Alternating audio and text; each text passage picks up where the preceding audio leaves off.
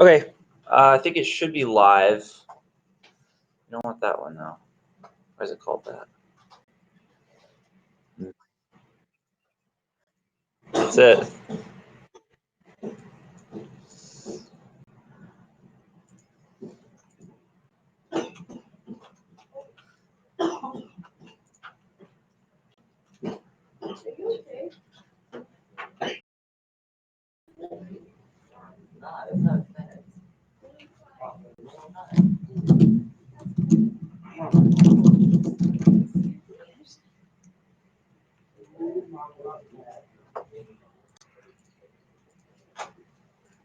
Okay, it is live now. So if you go to the YouTube channel, then you can have what's on my computer on your computer, which would be really helpful. So go to .workgames, DOTWRE. So people who are watching right now, it says 5 watching, perfect.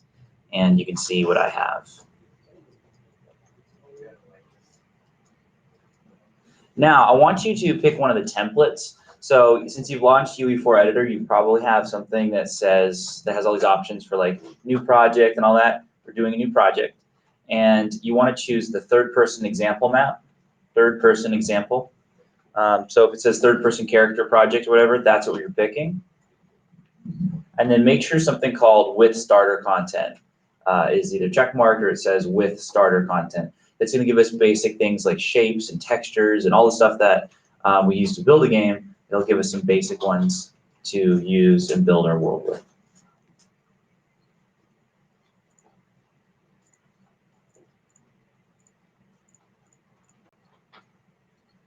And so once you've chosen third-person project, you can name it whatever you want. Just hit create project. If it doesn't let you create it, make sure that then whatever you're naming it as, there's no spaces in it.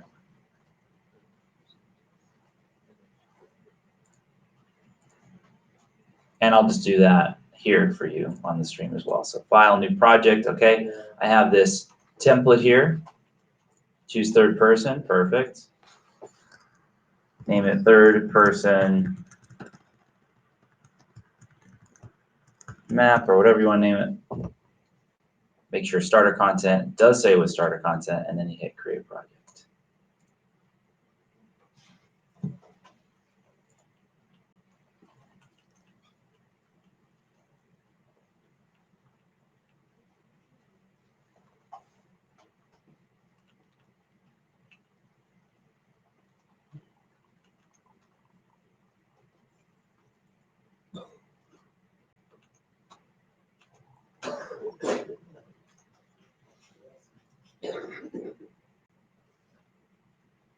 So again, this is Unreal Engine. This program is free to install anywhere, including at your homes. It's not like Adobe or something that you have to be at school to use. The way that Unreal Engine makes money is if you make a game and sell a game, then they take a 5% royalty after you make $3,000 selling that game. Not a bad deal. And it's the same engine that Fortnite was built in and a bunch of really famous games. That's exactly what you're using to learn. Most recent game that came out, I think that's like a big game that was made in Unreal, was Kingdom Hearts, the new Kingdom Hearts sequel, made right in here. Okay, so everything you're getting familiar with, the level designing, where everything's at, people who designed that game doing the same thing that you're going to be doing today. All right, so we're just going to continue with the lesson instead of waiting for morning announcements. It'll happen when it happens, but let's start with the center box area here. This is called the viewport. So I want you to click once in the viewport, and that'll make sure that it's kind of selected, right? We're clicking in the kind of the window that shows us what our level looks like. And to move around, look around the viewport, I want you to hold down right mouse button and then move your mouse. So holding down the right mouse button, you then move your mouse. This is how you look around. Okay? That's how you look around. Holding down right mouse. Now with your left hand, once you put your left hand over by the WASD keys, this, if you play computer games, you'll know is kind of how you move forward and stuff, right, when you're playing a game, but we're going to use it. W is forward. This only works if you're holding down right mouse button, by the way. So if you let go, put down right mouse. W is going to go forward, A left, D right, S backwards. Okay, it's a mirroring of the arrow keys. okay, but just using WASD, right? And so I want you to experiment and move around your world right now. And you'll notice, wherever you look, press the forward button, the W key, you'll go in that direction. So you can pretty much orient yourself however you like around this world by just looking in the different areas. Like if I want to go down, I might look up and then go backwards. Although for those of you who've done this a couple times, Q and E will also let you go up and down vertically. Okay. All right, let's click on something in our world. I'm going to click on these stairs, right? We all have stairs in our third-person example map. And when you click on something, you get these arrows that pop up. Now, what you're clicking on most likely, most of the time, is a static mesh. Okay? Static mesh is a 3D model.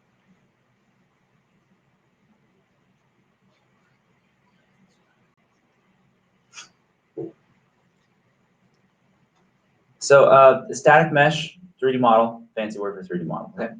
And when I click on something, you get these arrows that let you move the static mesh around, right? So if you highlight, if you hover your mouse over it, it'll highlight yellow, and it'll now be draggable, left click, drag, in that direction, right? So this side-to-side arrow, this green arrow, if I highlight it,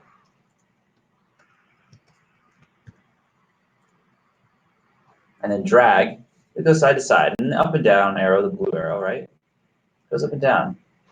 So you can move your object around. Right? Now, in the upper right is a toolbar, upper right, of your viewport. So we're still within that little window. There's a toolbar, and we're going to go through each of these buttons from left to right. So right now, you have that arrow tool selected. Click the tool next to it, and it's going to put you in rotate mode. So now, whatever you have selected doesn't have arrows anymore. It has these rotation tools. So same idea, you hover over that, and now you can rotate those stairs in a given direction.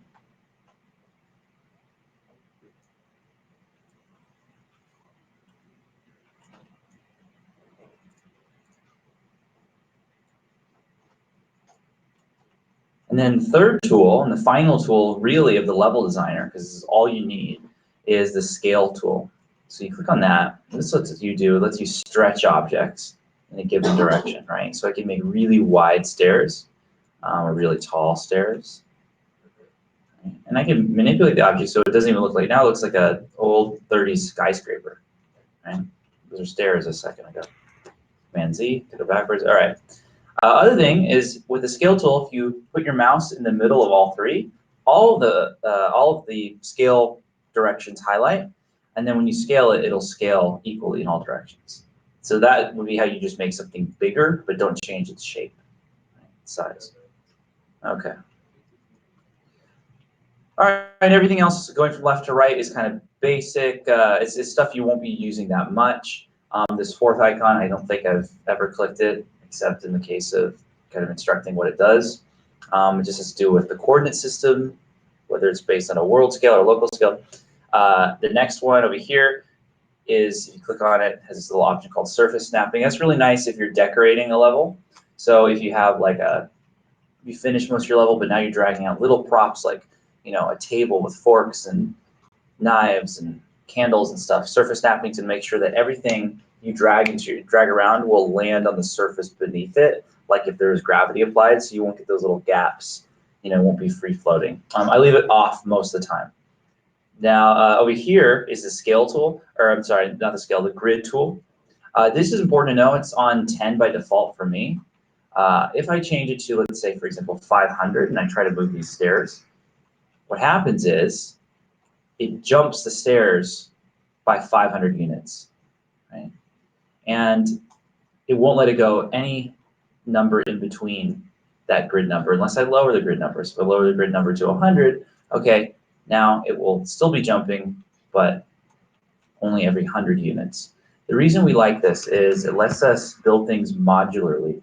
If you ever play a game and you see, there's a building you go into, that building is never one 3D object, okay? It's maybe dozens, could be even 100 or hundreds of 3D objects put together to look like it's one kind of single thing. But almost always in a game, you'll have these modular assets. And they're modular because they're built like this on purpose, like Lego pieces. So when you're level designing, you can design newer and unique worlds and newer and unique areas for the player to go into really fast by using the same pieces over and over again. So what I mean by Lego pieces, on a game, they'll have something like a door, okay, and they'll call it, SM for static mesh underscore door underscore 01, okay? And that door, looks a certain way. Let's say it's like covered in moss and it's kind of an old door. And then they'll have another door, SM underscore door underscore 02, which is a concrete kind of door. And then they'll have the same thing for a third door that's like a sci-fi tech door. And what the designers will do is they'll make sure that that door is exactly 50 units wide, right? And 100 units tall or something. What that allows you to do is I could be a level designer and just swap in any door, any place, and it will fit perfectly. Because everything else also, the walls and the archways and everything else, the roofs, the ceilings, the floors, have been designed on that modular system. They're either 100 units wide or they're 50 units wide or whatever. So everything snaps perfectly together so you don't see any seam. So that you could build like a room that we're in right now, conceivably, using many different static meshes, models. But when they come together, they're not overlapping and there's no gap in between. They sync up perfectly. So it creates the illusion of continuity, right, between objects. So that's what the grid system is for. And you'll switch out that a lot. Like here's our wall here, right?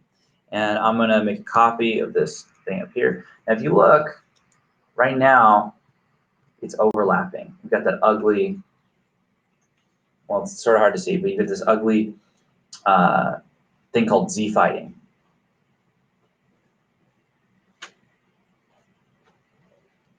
Okay, that's better. So you can see it's got this weird mark on it, and it's kind of glitching out. You'll see this in a bunch of games now, and that is Z fighting, right? Because they're overlapping each other. But if there's a gap in between, that's no good either. But since I'm working on a grid, you see it'll let me put it perfectly next to the other mesh, right? And then you can still see there's a little bit of a color difference right now. That's just because I haven't built the lighting, in which case they'll become seamless. Right, so that's why we work on a grid, is so those objects can snap next to each other just like Legos. All right, we also have grid snapping before angles. So that's the next thing in our toolbar is. Again, we're looking at upper left. So this determines how far of a jump my angle is going to go when I'm angling something. I think by default it's something like 10. I'm not really a big fan of 10. I think 15 is a good angle because 15 can go into other commonly used angles like 45 degrees and 90 degrees. Next thing is the scaling, snapping. I never use this. And then the last thing you will use is just the camera speed. So it's a little picture of a camera with a number. If you increase that number up and then you try flying, you can fly a lot faster. Okay, but if you're flying through your decorations and you can get on a little micro scale, you would lower that number. 4 is a good number though for us for now. Okay, all right, that's the viewport. Again, that's where all the level design happens. All right, looking at the left panel, we're now looking at the modes panel. Modes panel is where you get kind of new things into your world. So just about anything's in here. What we'll pull up though is a light. I want you to click on lights. I want you to drag a point light into your world.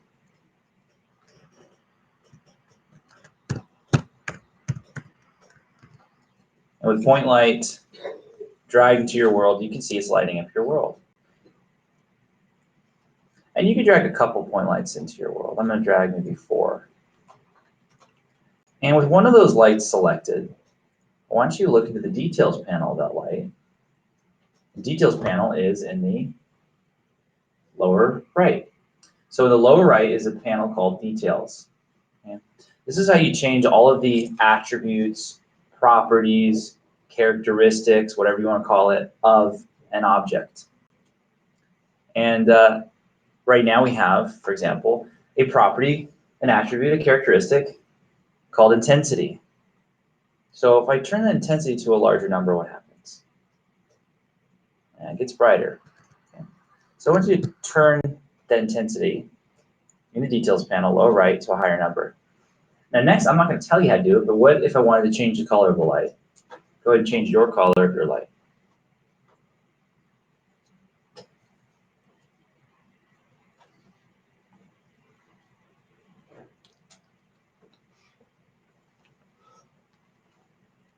right? There's an attribute called light color. Click on it, and then you can change the color. It changes immediately in your world.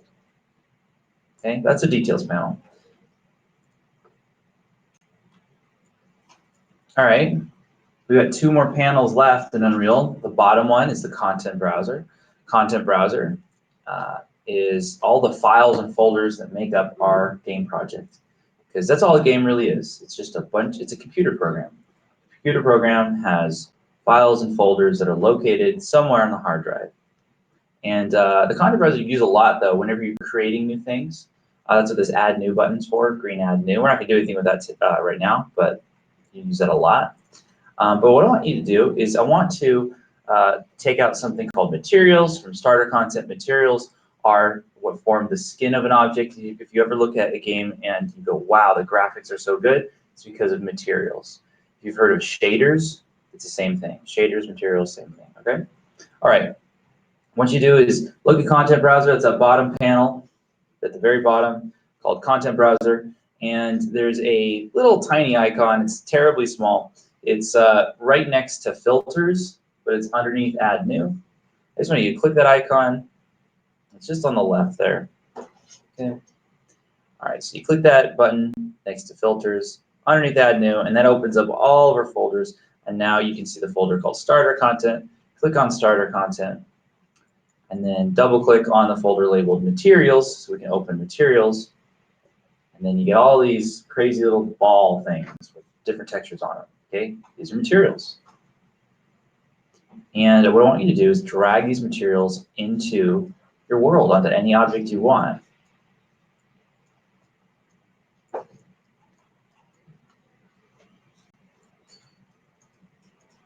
And you're going to notice your world start to come to life.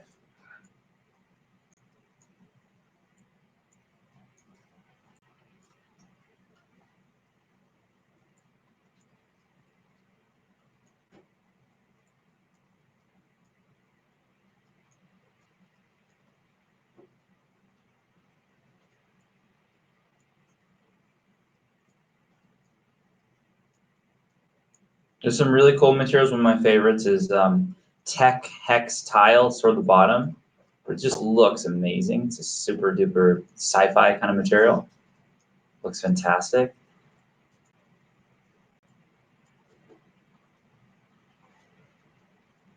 Another really cool one is, for example, the ocean material. Okay, because it moves, actually has waves.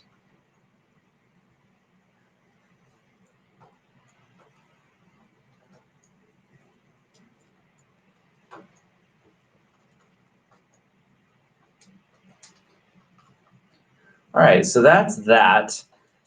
Now, why don't we play our game to walk around this world we've made? So to play a game, the little play button. It's toward the middle and the top. Click on the play button, and you're going to be able to walk around your world.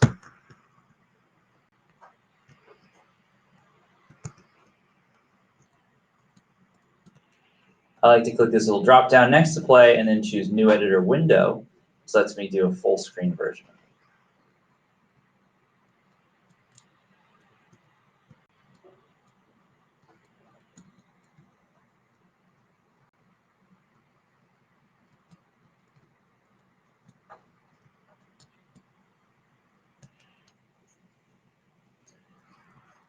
All right, we're not going to do a full version of this today of the usual Slender Man horror game that I like to do when I'm introducing Unreal, but we are going to make it nighttime. And the way to do that is to, well, yeah, the quickest way to do is to delete everything in the world that's making it day. So you delete all the lights, at least the lights that are responsible for the sun and lighting the whole world. You delete the sky, and delete the fog, because the fog is currently scattering that light that's left over, right? So to delete objects like that, I mean, you could find them in your world and hit the delete key. That works too. But what I like to do is go to the world outliner, our last panel that forms the front of the Unreal Engine. And the panel there, World Outliner, is upper right. It is a list of everything in our current level, okay? Everything in our level is listed here. And you can find it in there by name, by searching for it, or you can just scroll and you can delete it. The world outline is really good for navigating things too. So let's say you have a really large world and you don't know where your character is at. Your character is called third person character. If I find him in the world outliner and I just double click on his name in the world outliner, it'll take me right to him. So world outline is really good for just moving to the thing you want to find to change, okay? All right, so I want you to type in sky.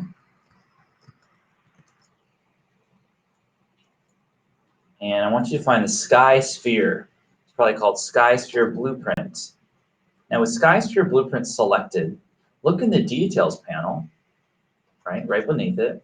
Look at the details panel, and I want you to take a look at the override settings. Hey, what's up?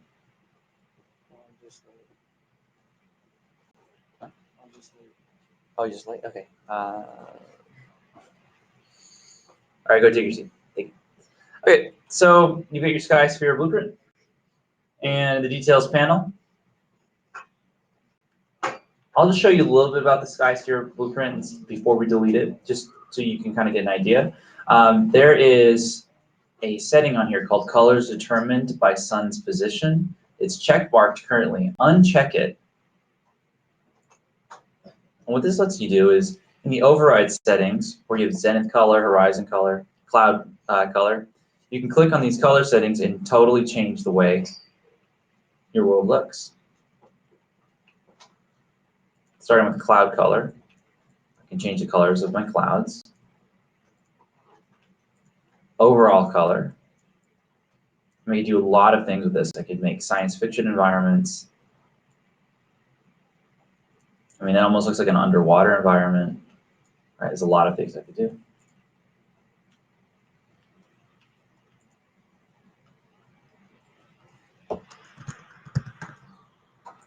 So I'm going to leave the sky sphere alone because I kind of like that tone. But if I wanted to get darker, I could delete, for example, something called the skylight. Skylight's going to take some of our light out of it. Or I could leave the skylight and I could just change the intensity in the details panel of skylight and even change the color. So light color of skylight. Again, all in details panel, I can change that.